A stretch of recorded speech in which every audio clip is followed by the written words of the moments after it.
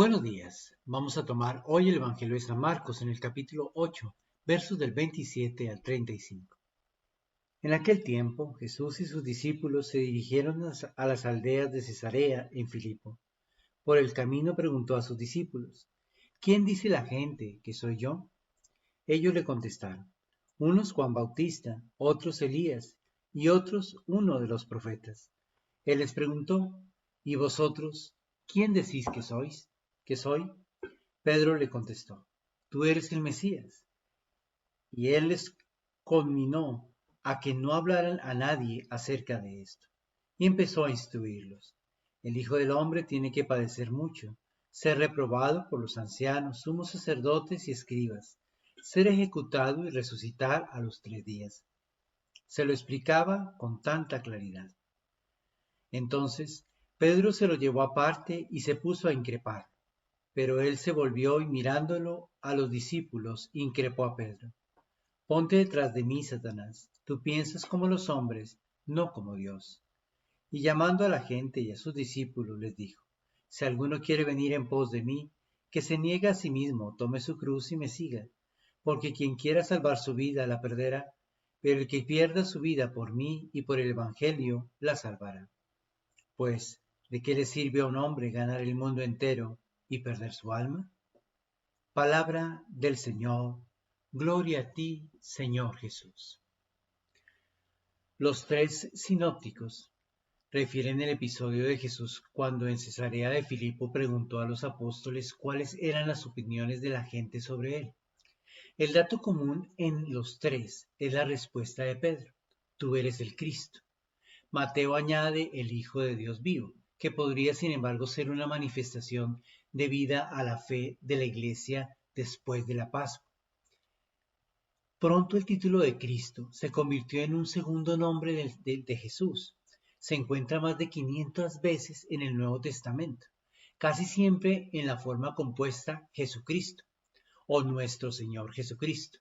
Pero al principio no era así. Entre Jesús y Cristo se sobreentendía un verbo: Jesús es el Cristo. Decir Cristo no era llamar a Jesús por su nombre, sino hacer una afirmación acerca de él. Cristo, se sabe, es la traducción griega del hebreo Mashiach, Mesías, y ambos significan ungido. El término deriva del hecho de que en el Antiguo Testamento los reyes, los profetas y los sacerdotes, en el momento de su elección, eran consagrados mediante una unción con óleo perfumado. Pero cada vez más claramente en la Biblia se habla de un ungido o consagrado especial que vendría en los últimos tiempos para realizar las promesas de salvación de Dios a su pueblo. Es el llamado mesianismo bíblico, que asume diversos matices según el Mesías sea visto como un futuro rey o como el hijo del hombre de Daniel. Toda la tradición primitiva de la Iglesia es unánime al proclamar que Jesús de Nazaret es el Mesías esperado. Él mismo, según Marcos, se proclama tal ante el Sanedrín. A la pregunta del sumo sacerdote: ¿Eres tú el Cristo, el Hijo del Bendito?, él responde: sí, lo soy. Tanto más, por lo tanto, desconcierta la continuación del diálogo de Jesús con los discípulos de Cesarea en Filipo, y les mandó enérgicamente que a nadie hablaran acerca de él.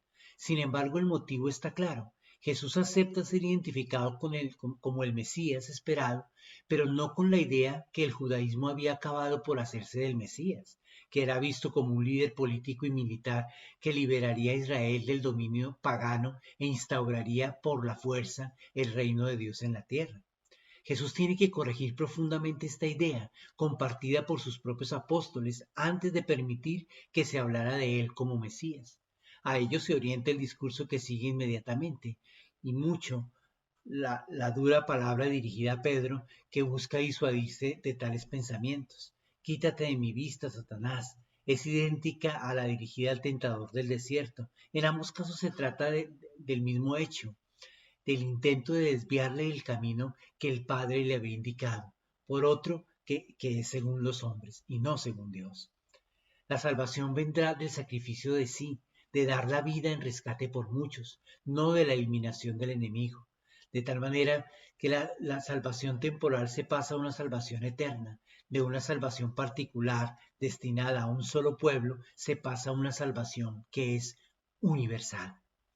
Lamentablemente tenemos que constatar que el error de Pedro se ha repetido en la historia.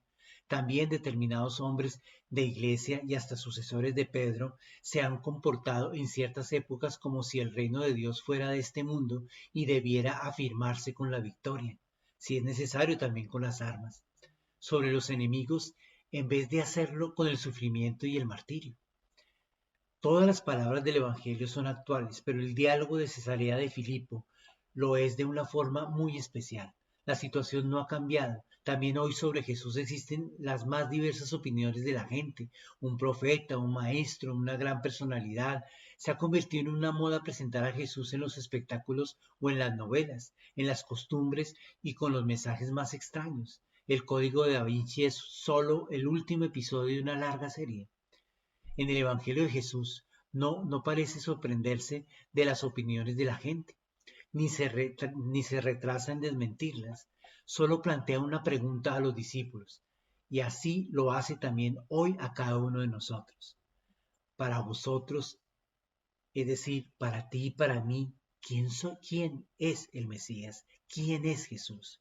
Existe un salto por dar que no viene de la carne ni de la sangre, sino que es un don de Dios que hay que acoger mediante la docilidad a una luz interior de la que nace la fe. Cada día hay hombres y mujeres que dan ese salto, que se llama conversión. A veces se trata de personas famosas, actores, actrices, hombres de cultura, y entonces son noticia, pero infinitamente más numerosos son los creyentes desconocidos. En ocasiones los no creyentes se toman estas conversaciones como debilidad, crisis sentimentales o búsqueda de popularidad, y puede darse que en algún caso sea así, pero sería una falta de respeto de la conciencia de los demás arrojar descrédito sobre cada historia de conversión. Una cosa es cierta, los que han dado ese salto no volverán atrás, por nada del mundo, y más todavía se sorprenden de haber podido vivir tanto tiempo sin la luz y la fuerza que vienen de la fe en Cristo. Como San Hilario de Poitiers, que se convirtió siendo adulto, están dispuestos a exclamar: antes de conocerte, yo no existía. Pidámosle al Señor la gracia de una conversión de corazón, de ser atraídos por el Padre a Jesucristo, de tener una fe auténtica, capaz de dar la vida, capaz de proclamar que el Señor es el Mesías, a voz en cuello, sin miedos, a ser martirizados, a ser burlados o a ser apartados. Ese tipo de valentía, ese tipo de testimonio solo sale de una conversión totalmente auténtica. Si sentimos miedo o pena al proclamar que somos cristianos, es porque nuestra conversión todavía no se ha dado y tenemos que pedirle al Señor que nuestra conversión sea auténtica para que podamos ser verdaderamente lo que el Señor espera de nosotros. Señor, ilumina nuestros corazones con la conversión diaria. Haznos descubrir, Señor, la autenticidad de nuestra fe y si hay en ella algo que no corresponde, purifícanos, Señor. Purifícanos al fuego para que podamos ser, Señor, la clase de persona que tú necesitas que seamos. Aquellos que te sigan con sincero corazón, sin miedos, sin escondernos, completamente convencidos de una fe que nos ha salvado. Amén. El Señor esté con vosotros. Y la bendición de Dios Todopoderoso, Padre, Hijo y Espíritu Santo descienda sobre vosotros y os acompañe siempre. Un feliz día para todos.